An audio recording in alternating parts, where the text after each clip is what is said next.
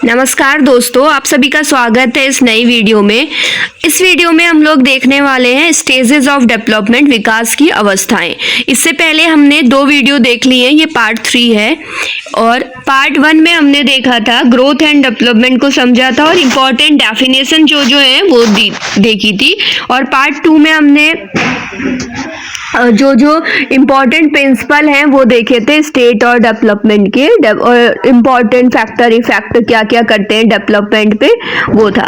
तो लेकिन लास्ट हमारी सेकंड वीडियो में कुछ एमसीक्यूज रह गए थे जो कि प्रीवियस ईयर है, टेट सीटेट जो भी हमारा एग्जाम रहता है, या फिर टीजीटी पीजीटी के लिए। अभी उसी को देखते, 2 हमने सॉल्व करे थे, तीसरा फिर रह गया था। एक्चुअली अभी उतनी एडिटिंग नहीं आती तो कुछ वॉइस उसमें हो गई थी, तो उस वजह से रह गया था। अब झूठ क्या बोलना, आपको बता ही देते, कचरा वाली गाड़ी आ गई थी, उसकी आवाज रिकॉर्ड हो गई थी। तो क्वेश्चन 2 हो गया था, बातें ना करके क्वेश्चन नंबर 3 देखते हैं। इसमें हमारा क्वेश्चन है, विकास के संबंध में निम्नलिखित में से कौन सा कथन सत्य है।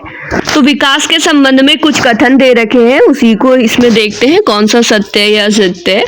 पहला है कि विकास एक रेखीय प्रक्रिया है। देखो, आपने अगर सेकंड पार्ट नहीं देखा है ना, तो प्लीज पहले उसे देखिए। और अगर आप सीडीपी को अच्छे से समझना चाहते हैं तो वीडियो को जरूर देखिए। इससे पहले भी मैं आपको बताती हूँ, मैंने सीडीपी पढ़ी है, क्योंकि मैं जब बीएड एंट्रेंस की तैयारी कर रही थी तो मैंने ये सोचा था कि भाई अगर बाद में भी काम आई गई टीचिंग से रिलेटेड तो अच्छे से ही पढ़ लेते हैं। पर उसमें क्या था कि सिर्फ एमसीक्यू सॉल्व करने से कुछ चीज़ें समझ नहीं आएंगी, आपको कॉन्सेप्ट अच्छे से सीखना पड़ेगा। अगर आप एमसीक्यूज पे जा रहे, देखो पहले कॉन्सेप्ट सीखते हैं फिर एमसीक्यूज लगाते हैं। जैसे हमने कल की वीडियो में पढ़ा था विकास के बारे में, तो विकास एक रेखीय प्रक्रिया है, आप लोग को याद होगा। बताइए कौन सा ऑप्शन ठीक है। विकास केवल आनुवांशिकता पर निर्भर करता है, अगला पॉइंट बोल रहा है। तो देखो विकास, और तीसरा है विकास वृत्ताकार होता है। चौथा ऑप्शन है विकास एक समय के बाद रुक जाता है। तो देखो समय के बाद तो नहीं रुकता है, निरंतर चलते रहता है। हमने कंटिन्यूटी का प्रिंसिपल भी पढ़ा था इसके रिलेटेड। और दूसरी बात बोल रहे हैं सेकंड ऑप्शन में, विकास केवल आनुवांशिकता पर निर्भर करता है। तो D = H/E हमने पढ़ा है। गुणनफल होता है हेरिडिटी और इन्वायरमेंट का। फर्स्ट ऑप्शन रेखीय प्रक्रिया है, तो ये रेखीय प्रक्रिया नहीं है, स्पाइरल होती है। जैसे हमारा एक वो रहता है, स्प्रिंग रहती है, वैसी रहती है। तो ये भी ऑप्शन सी इसके लिए बिल्कुल ठीक हो जाएगा। विकास एक कैसी प्रक्रिया है, तो वृत्ताकार प्रक्रिया है, स्पाइरल बोल सकते हैं उस तरह की। तो ऑप्शन सी बिल्कुल ठीक हो जाएगा। अगला देखते हैं हम क्वेश्चन और उसको सॉल्व करते हैं। प्रसिद्ध मनोवैज्ञानिक वुडबर्ड्स के अनुसार बालक का विकास किस का परिणाम है। तो देखो ये क्वेश्चन मैंने आपको अभी बता रखा है कि हमारे पास डेवलपमेंट = H/E होता है। तो यहाँ पे वही वाला ऑप्शन ठीक होगा। तो अगर आप इन ऑप्शंस को अच्छे से देखेंगे तो पहला तो पहले से ही गलत हो गया, वो आनुवांशिकता और वातावरण को सम कर रहे, सेकंड वाले में माइनस कर रहे। ऑप्शन सी बिल्कुल ठीक है, दोनों का प्रोडक्ट होता है। तो ऑप्शन सी के साथ हम लोग जाएंगे और बिल्कुल ठीक रहेगा। अगला क्वेश्चन है क्वेश्चन नंबर 5, प्रकृति बनाम पोषण। ये भी मैंने आपको बहुत अच्छे से समझाया है। प्रकृति का क्या अर्थ है, पोषण का क्या अर्थ है।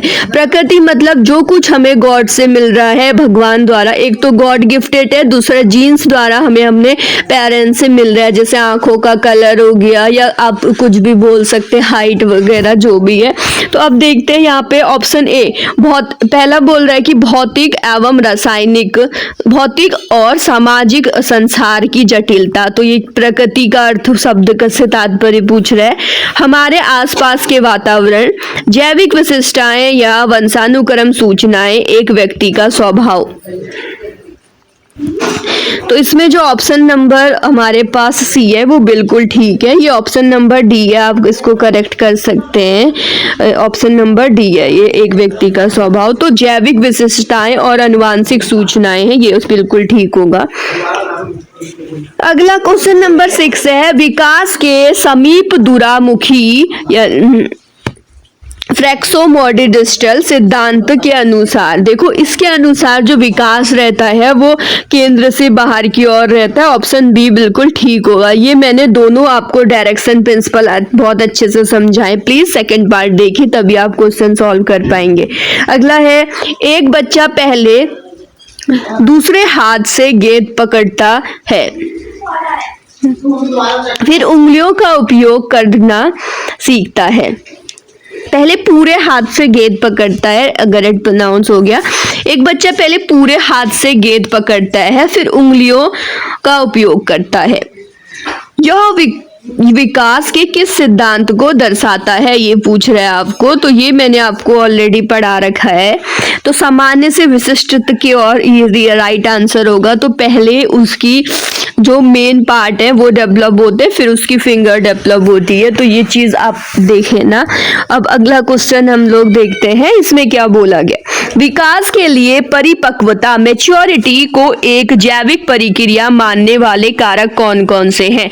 आंतरिक कारण, बाह्य कारण, सामाजिक कारण। तो आपको क्या बोला है, ये विकास के लिए परिपक्वता मैच्योरिटी को जैविक प्रक्रिया मानने वाले आंतरिक कारण बिल्कुल ठीक हो जाएगा, ऑप्शन नंबर ए।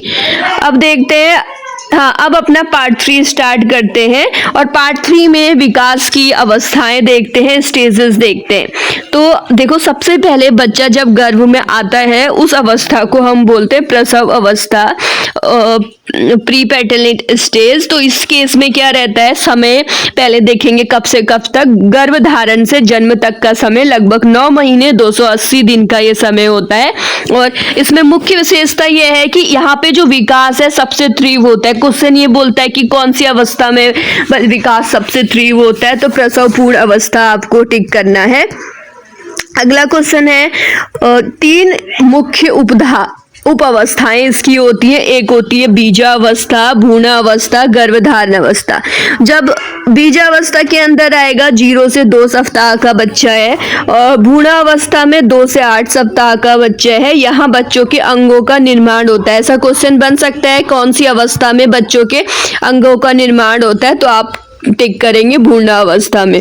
गर्भावस्था में 8 सप्ताह से जन्म तक की अवस्था होती है। याद रखिए 0 से 2, 2 से 8 और फिर 8 से जन्म तक का।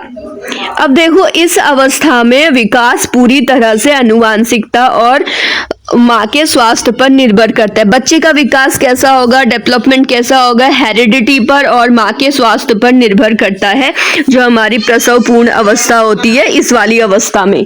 और आगे देखते हैं हम लोग आगे क्या रहे। अगली स्टेज की बात करते हैं, शैशव अवस्था, इन्फेंसी, 0 से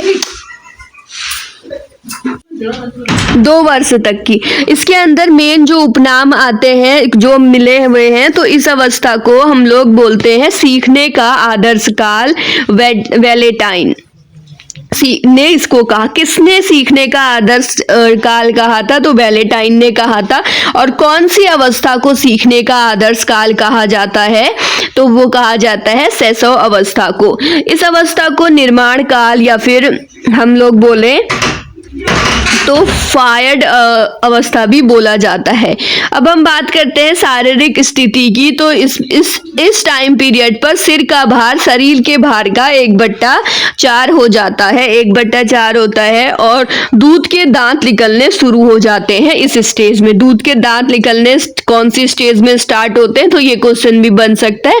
आप लोग याद रखिएगा शिशु अवस्था में ऐसा सब होता है, शैशव अवस्था में।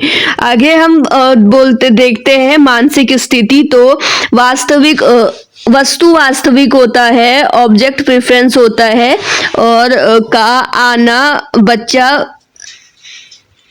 छिपी चीजें ढूंढने शुरू करता है, यानी चीजों को पहचानना शुरू करता है।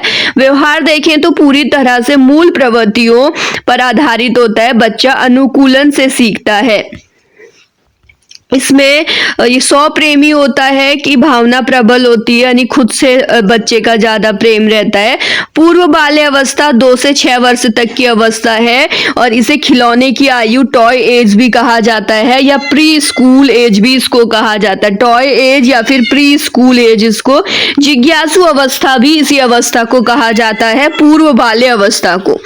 अगर भाषा देखें तो इस एज में जो बच्चा रहता कि भाषा के विकास के लिए सबसे संवेदनशील समय होता है। यहाँ पे बच्चे की जो भाषा है, लैंग्वेज है, उसका डेवलपमेंट के लिए क्रिटिकल पीरियड इसको माना गया है। आगे देखें तो इसको नॉर्मल जो चोम्सी है के अनुसार, नोआम चोम्सी के अनुसार यहाँ पे एलएडी लैंग्वेज एक्विजिशन डिवाइस भी इसको बोला गया है। इस समय सबसे सक्रिय रहता है बच्चे का और वो भाषा सीखने का स्वर्ण काल इस अवस्था को बोला जाता है। तो आपको वीडियो आई होप समझ आ रही हो। भाषा समझने का स्वर्ण काल किसे कहा जाता है सीखने का, तो इसे ही कहा जाता है। नोआम चोम्स्की ने इसको एलएडी लैंग्वेज एक्विजिशन डिवाइस भी कहा है। कौन सी एज को? पूरी बाल्य अवस्था को। अर्ली चाइल्डहुड एज सबसे इंपॉर्टेंट है। टॉय एज जिसे कहा जाता है, स्कूल एज जिसे कह रहे हैं, जिज्ञासु अवस्था 2 से 6 वर्ष टाइम पीरियड भाषा के विकास के लिए सबसे सक्रिय है। और नोआम चोम्स्की इसको बोल रहे हैं एलएडी लैंग्वेज एक्विजिशन डिवाइस। इस समय सबसे सक्रिय होता है, वह भाषा सीखने का स्वर्णकाल है।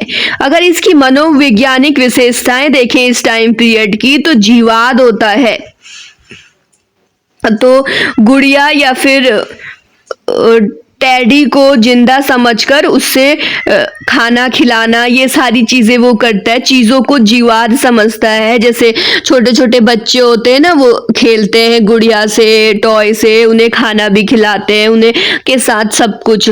और भी अहम केंद्रित होता है, ईगो सेंट्रलाइज होता है। बच्चा सोचता है दुनिया उससे उसके इर्द गिर्द ही घूमती है, ऐसा वो बच्चा सोचता है। और अल्पटावी होता है, यानी बच्चा मानसिक क्रियाओं को उतना उलट नहीं पाता है, मानसिक क्रियाओं को उलट नहीं पाता है। ये सारी चीजें हैं, मतलब कि चीजों को फिर से रिपीट नहीं कर पाता है। अब ये बोल रहे हैं कि प्रश्नों की अवस्था यानी एज ऑफ क्वेश्चंस, वह क्या है, वह क्यों है, ऐसे सवाल बच्चा अक्सर पूछता है ऐसी एज में। आप ऐसे भी रिलेट कर सकते हैं, आपके आसपास इस एज के बच्चे होंगे, आपने देखे होंगे। तो आगे एक फैक्टर और है, इसे प्री गैंग एज भी कहते हैं। बच्चा समूह से पहले अकेले खेलना पसंद करता है, मतलब समूह में खेलना उतना पसंद नहीं करता, अकेले खेलना पसंद करता है। लेटर चाइल्डहुड एज, उत्तर बालवुड अवस्था 6 से 12 वर्ष इसका समय काल रहता है। अगर इसके उपनाम देखें तो इसे टोली की आयु, गैंग एज भी कही गई है। और इसे एक गंदी अवस्था भी कहा गया है। स्फूर्ति की अवस्था भी इसी को कहते हैं। अगर शिक्षा देखें तो इसमें एलिमेंट्री स्कूल एज भी इसको कहा जाता है। अब से बच्चा स्कूल जाना स्टार्ट कर देता है, अमूर्त चिंतन करता है वो, और सामने रखी चीजों पर तर्क करता है, मतलब अभी आत्मचिंतन करने लग गया है और सामने रखी हुई वस्तुओं पर तर्क करने लग गया है। सामाजिक मिथ्या परिपक्वता, यानी बड़ों की तरह व्यवहार करने का नाटक, ये सारी चीजें करने, मतलब अब वो सोशल होने लगा है, सोसाइटी में कैसे व्यवहार करना है सीखने लग गया है। अब आगे है संग्रहण, तो टिकट या फिर कंचे या फिर बेकार सामान इकट्ठा करने की आदत। आपने अगर देखा होगा छोटे छोटे बच्चे पुरानी चीज़ों को इकट्ठा करके रखते हैं, कंचे इकट्ठा करके रखते हैं और बेकार जो सामान है उनको इकट्ठा करके रखते हैं। उनकी एक आदत, हैबिट डेवलप होती है संग्रहण की, होल्डरिंग की। और इस अवस्था में शारीरिक विकास गति स्थिर हो जाती है और स्टेबल हो जाती है एक तरह से। अब देखते हैं किशोरावस्था। तो अभी जो हमने एज देखी थी, ये वाली एज, इस एज में हमने 6 से 12 तक की एज की देखी थी। अब 6 से 12 तक अगर फिर से रिपीट करें तो बच्चे एक गैंग में रहना स्टार्ट कर देते हैं अपनी, और डर्टी एज भी इसको कहते हैं। इस एज में बच्चे बहुत फुर्तीले होते हैं, बहुत फुर्ती होती है उन पे, इसलिए इसको इस फुर्ती की अवस्था भी कहते हैं। बच्चे स्कूल जाते हैं, एलिमेंट्री स्कूल एजुकेशन एज भी है, अमूर्त चिंतन करने लग गया है, चीज़ों को समझने लग गया है, और सामाजिक अगर मिथ्या परिपक्व है, ये बड़ों की तरह व्यवहार करने की एक्टिंग करने लगता है। ये सारी चीजें हैं, चीजों को इकट्ठा करने लगता है इस अवस्था में। और अगर किशोरावस्था 12 से 18 तक की एज देखते हैं, इस अवस्था के उपनाम इसको तनाव रहित, तनाव, तूफान, ये चीजें इंपॉर्टेंट है, यहीं से क्वेश्चन बनेंगे, आपको चीजें समझनी है। इसको तनाव या फिर तूफान और संघर्ष का काल भी कहा है, और स्टेनरी हॉल ने, और जीवन का सबसे कठिन काल भी इसी को कहा गया है। जीवन का सबसे कठिन काल कहने वाले किलपैट्रिक हैं, और सुनहरी अवस्था गोल्डन एज भी इसी एज को कहा जाता है। अब बच्चे के तीव्र हार्मोनल बदलाव चेंज होता है, प्यूबर्टी और या फिर वय संधि, ये सारी चीजें मतलब हार्मोनल चेंज उसके अंदर आने लग गए हैं, अमूर्त चिंतन करने लग गया है, और बिना देखे चीजों की कल्पना करता है और तर्क करने लगता है। ये सारी चीजें होती है। मुख्य इसकी जो अवधारणा देखें तो पहचान का संकट, मैं कौन हूं की खोज करता है, ऐसा कहना है एरिक एरिकसन का। तो इस टाइम पे बच्चे जो है पहचान का मतलब खुद को खोजने लगता है कि मैं कौन हूँ, इस तरह से चीजें हैं। अब काल्पनिक श्रोता मतलब इमेजनरी, जो हम इसके स्रोत देखें तो ये सोचना कि सब मुझे ही देख रहे हैं, बच्चा देखते करता है ना, सोचता है। अगर अब आप इस क्लास को कॉलेज में या फिर एक ऑफलाइन क्लास में देखेंगे तो इसके आपको बहुत सारे एग्जाम्पल, अगर मैं सारे एग्जाम्पल हर एक के दूं तो वीडियो बहुत लेंदी हो जा रहा है, आई होप, मुझे ऐसा लग रहा है। आप चीजें समझ सकते हैं। देखो एक एज आती है ना जब हम मतलब हम ऐसा सोचते हैं कि सब हमें ही नोटिस कर रहे हैं। जैसे आपने देखा होगा कि बच्चे ट्यूशन उसन इस एज में जाते हैं तो खूब तैयार होके जाते हैं। एक टाइम पे आया था खूब तैयार होके जाने की एज आप लोग की भी आई होगी, तो ऐसा ही रहती है ये वाली एज भी, खुद हम सजना शुरू कर देते हैं। और अब उस एज में नहीं है, अब तो बस ये है कि पढ़ ले, नौकरी लग जाए, कुछ हो जाए। तो अभी की एज में बाल बने नहीं बने, तैयार है नहीं है, इतना कुछ मायने नहीं रखता है। इसलिए इसे काल्पनिक सोचता है, यानी वो सोचने लगता है कि सब मुझे देख रहे, क्या बोलेंगे, मैंने तो ऐसी ड्रेस पहनी, रोज रोज मैं एक ही कपड़े पहन के जा रहा हूँ, ऐसा सब होता है। और वीर पूजा अगला है, यानी हीरो वर्शिप इसको बोला गया है। किसी अब बहुत इस एज में ऐसा होता है ना, बच्चे किसी व्यक्ति को अपना सर्वस्व मान लेते हैं, मतलब जो है वो ही है और कुछ नहीं है, ऐसा कुछ भी होता है। अब इस एक इम्पॉर्टेंट फैक्ट याद रखना है, इसको इमोशनल इनस्टेबिलिटी सबसे चरम पर होती है यहाँ पे, यानी इमोशनली स्टेबल नहीं होता है, अपने इमोशंस पे कंट्रोल नहीं होते हैं।